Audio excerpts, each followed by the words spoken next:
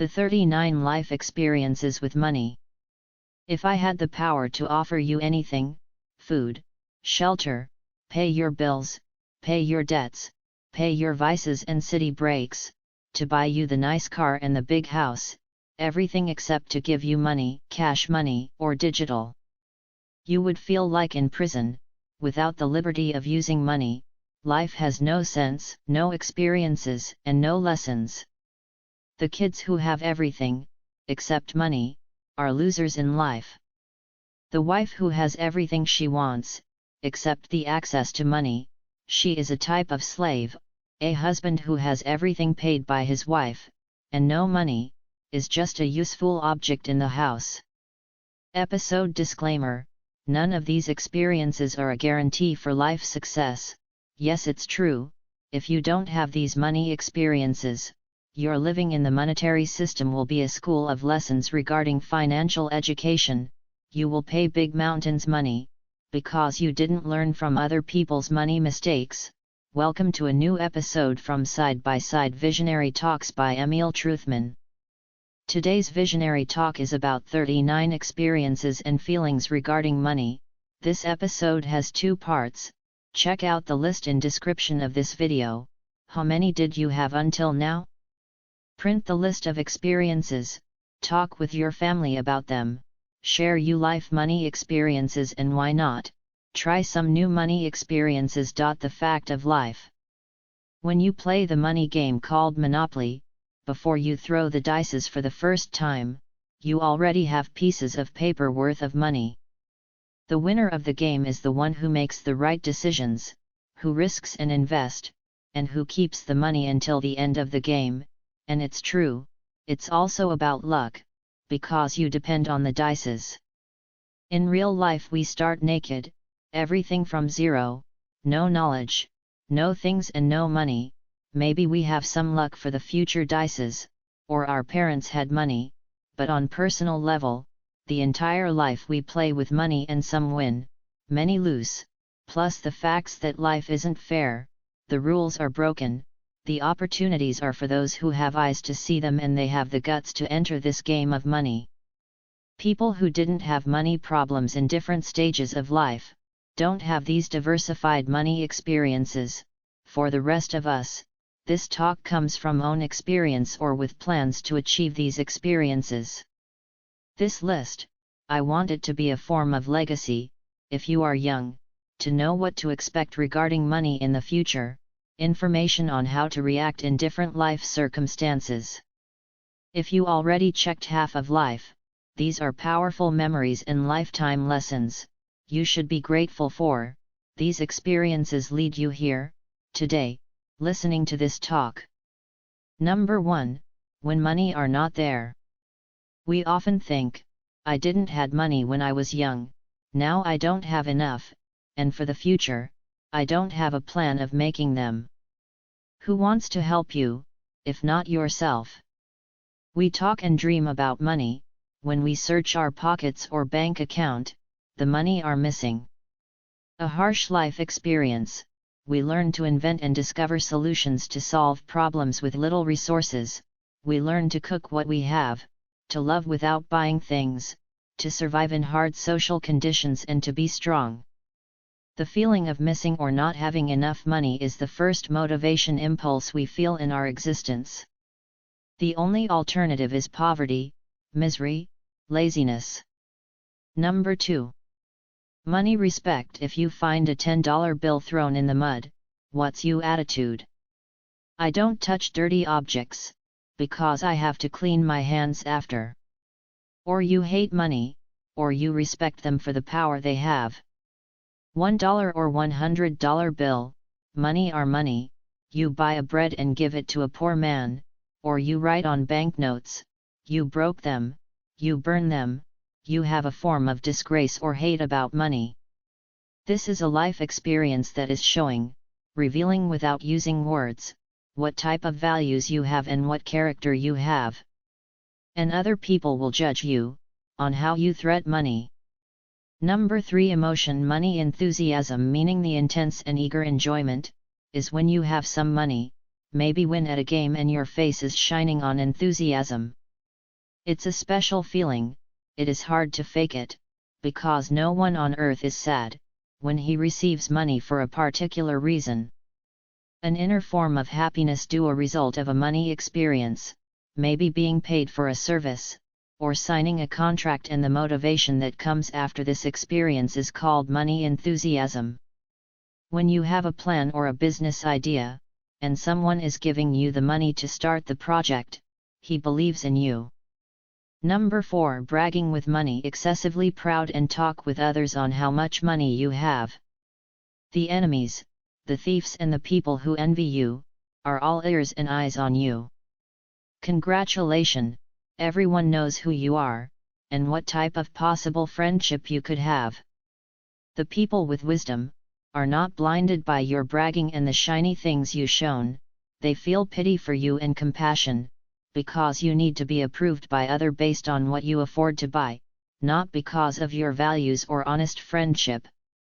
Some people continue until they die, bragging with their wealth.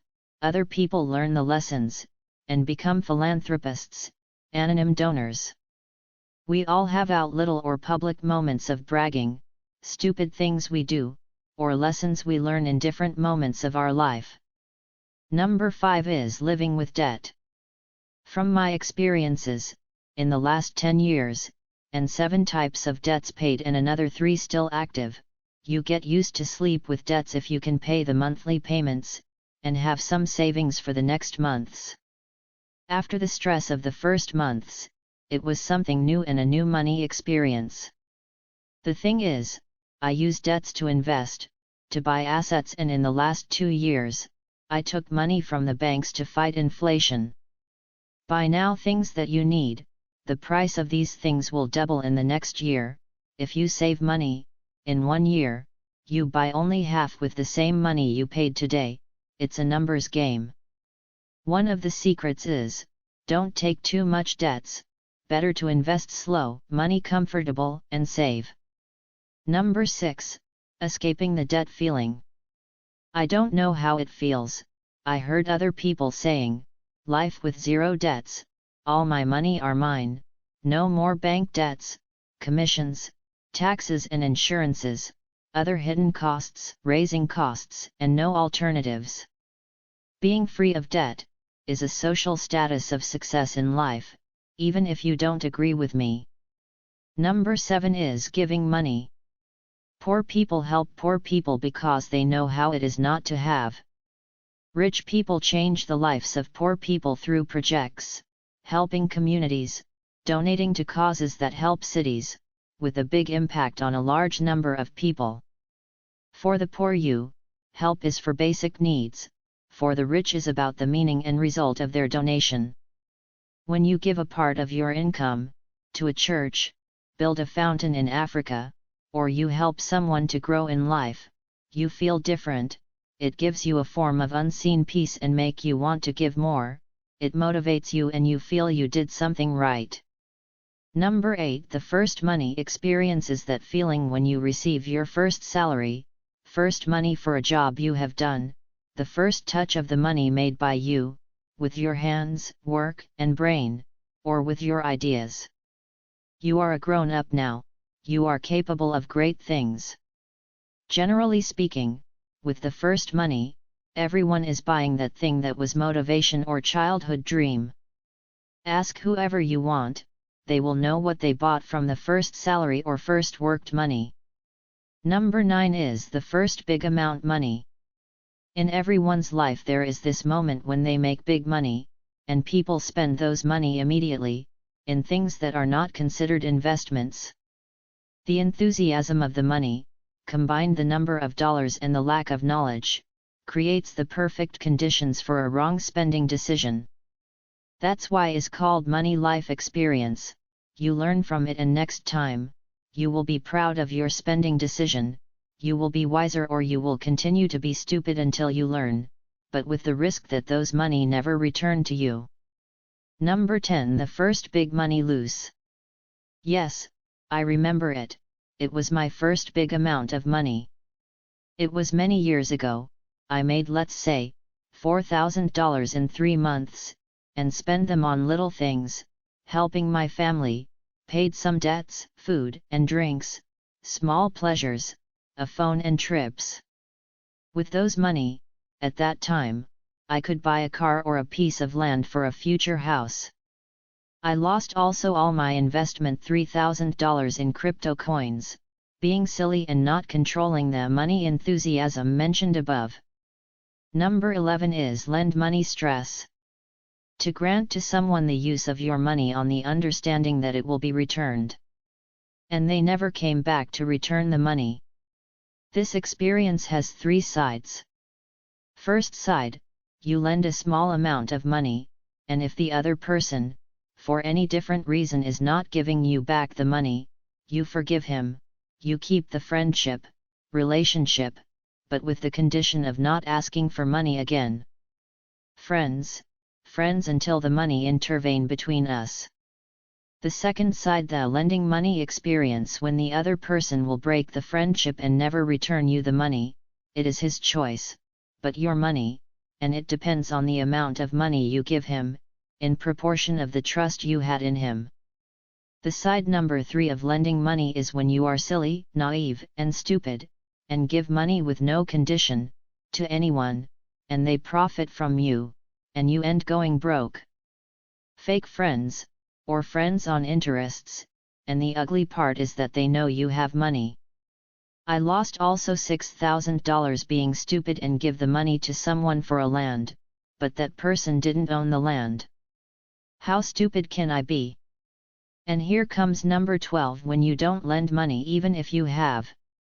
A good friend said, I have 3 kids at home, I work hard for my money, and I don't give or lend money. If I can, I give you food, buy you clothes, give you a piece of my time or a service I do, but never money. People must work for money.